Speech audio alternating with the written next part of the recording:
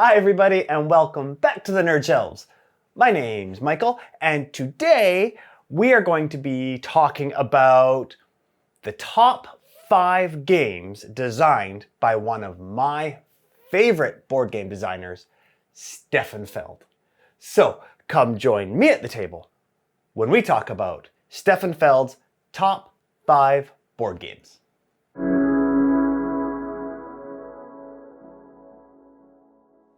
Okay, so Stefan Feld has quite a few really great board games. He's one of my favorite designers, and a lot of his games are very point salad-y, and you just collect points from various different spots on the boards, and they're really thinky and puzzly, and I really love Stefan Feld's designs. He's probably one of my favorite board game designers. So I made a list of my top 5 Stefan Feld games. I do have to say that there are some Stefan Feld games that I haven't played yet. So I'm just saying that right off the bat. There are some that I haven't tried that may be on my list if I've tried them, but I haven't tried them, so I can't put them on the list. But here are my top 5 Stefan Feld board games that I've played. Okay, so let's start with number 5. So on my list, starting at number 5, is the first Stefan Feld game I've ever played. It is Notre Dame. I really love Notre Dame. It's not the prettiest looking game. I think this is going to be a common theme with Stefan Feld games. Notre Dame is not the prettiest game, but it is really fun. So in Notre Dame, what you do, depending on how many players you have, you set up districts around Notre Dame, which is in the center of the board. And you are basically drafting cards, and each of your cards represent one of the spots in your own district, okay? And what you're doing is you're drafting, you're picking one, you're passing your cards to the next player, you're picking another one until you have 3 cards in your hand. And you're only going to play 2 of those cards. And when you play the cards, then you have to put cubes in that district on the board, and the more cubes you get, then the more of that resource or of that action you get to do. So as you're accumulating cubes, you're getting more actions. You can also go into the middle, which is Notre Dame, to collect prestige points. And throughout the whole game, you're also worried about the plague. So you have to find a way to mitigate that by getting rid of the rats throughout the game. And you can, at the end of each round, you can hire different people to come and help you. Yeah, it's just a really fun point salad game. So that is my number 5, Notre Dame. Okay, so my number 4 is a game that has been out of print for a while, and I have to be honest, I've just received it after years of looking for it, and I haven't played it before until very recently, and that is Brugge. I've only played it a couple times, so if I play it a few more times, it might move up or down my list, but right now Brugge is my number 4 favorite Stefan Feld game. What I love about Brugge is I love having cards that are multi-actions. So every card you have, you can do one of 6 different actions. You can use it to build as one of your buildings. You can discard it to do one of the actions down the side. They all have different colors, and it's just such a really clever idea. I love that idea of having a card and you have to decide what you want to do with it. It's such a balancing act. So basically what you're doing is you're collecting cards from, you only know what color card is on top of the deck by the back of it. But each card also has the color, but it also has a person on it, which does several different actions in the game. So you're only collecting cards based on the color, not knowing what the action is. So when you have cards in your hand, you can either play them, you can build them, you can use the person on them. It's so fun. And I love this at the beginning of every round, you roll dice and only 5s and 6s you roll in each color, or 1s and 2s do certain actions. And I think that's such a really cool mechanic. And that's Brugge. Yeah, go check it out. Super fun. Okay, my number 3 Stefan Feld game is Carpe Diem. This game is fantastic. It is easily in my top 3.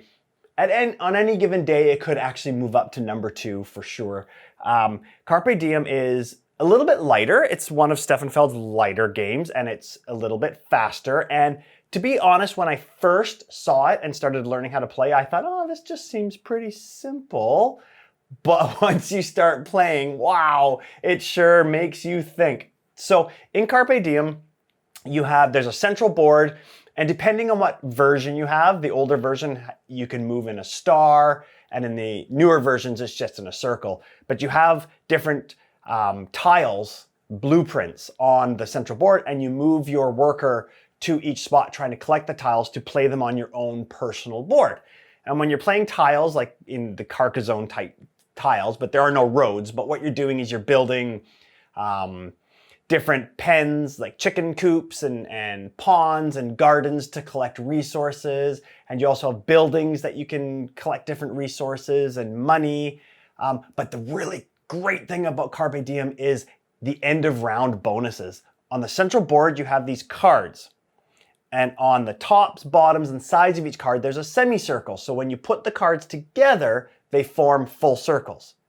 So at the end of the round, each player gets to take one of their tokens and put it on one of those circles. So their token is overlapping 2 cards. And you get the bonuses for those 2 cards that you're overlapping. But you have to be careful, because if you get the bonuses for one of the cards, but you can't do the other card, you lose points. And your tokens stay there. So as the game goes on, there are less and less bonus cards to choose from.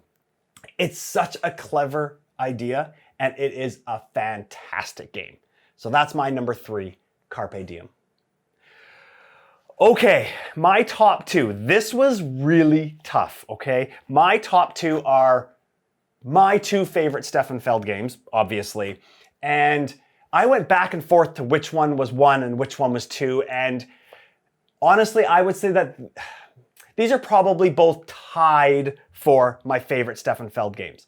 But I had to choose one for number 2 and one for 1. So here we go. My number 2 Stefan Feld game is, I know I'm going to get in trouble for this, but The Castles of Burgundy. I know that many, many, many people say The Castles of Burgundy is Stefan Feld's best game. And I don't disagree. It is brilliant. It is such a silky, smooth, almost perfect game. Right now, it's my number 2.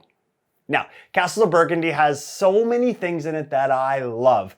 It's so point salady. You can collect points from so many different places. I love when games use dice, but not to roll, or not to roll and move, but also not for battles.